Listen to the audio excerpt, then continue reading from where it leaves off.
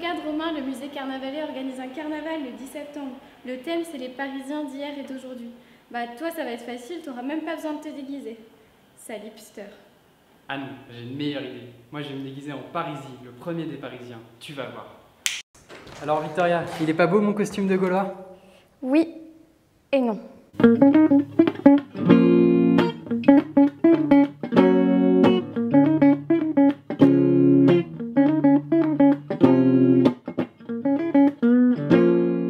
Pour cet épisode, on va se concentrer sur les Parisis, un peuple gaulois qui donna son nom à la capitale, Paris. Vous avez tous dans la tête l'image de ce bon vieux Gaulois barbu et assez peu raffiné. Eh bien en fait, c'était tout le contraire. Les Gaulois ont constamment été dépeints de manière assez faussée et souvent dévalorisante.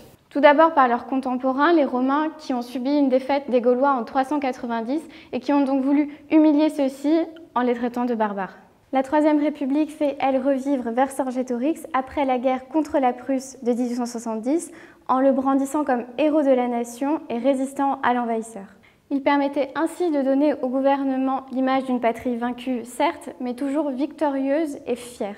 Depuis, et à cause d'Astérix et Obélix, mais aussi de la célèbre marque de cigarettes Les Gauloises sont toujours vus comme un peuple assez peu raffiné, toujours en opposition aux Romains, disciplinés et développés. Pourtant, tout cela peut être nuancé. Bon, maintenant, on va voir ce qui va et ce qui ne va pas dans ton costume, Romain. Bon, déjà, le casque à aile version Astérix, on peut oublier direct. Par contre, on a retrouvé des casques à cornes en fouille.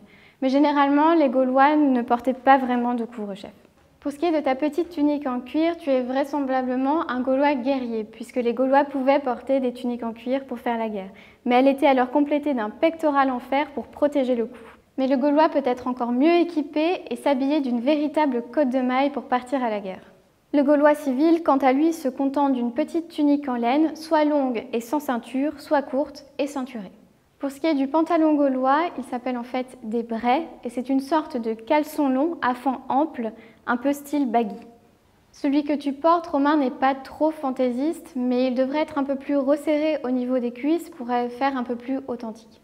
Pour ce qui est de la couleur rouge vif du pantalon, on pourrait croire que c'est complètement inventé et sorti encore une fois d'Astérix, mais en fait les Gaulois aimaient bien les couleurs franches comme le violet ou le pourpre, mais aussi les motifs, comme les motifs de losange, de croix ou de feuillage.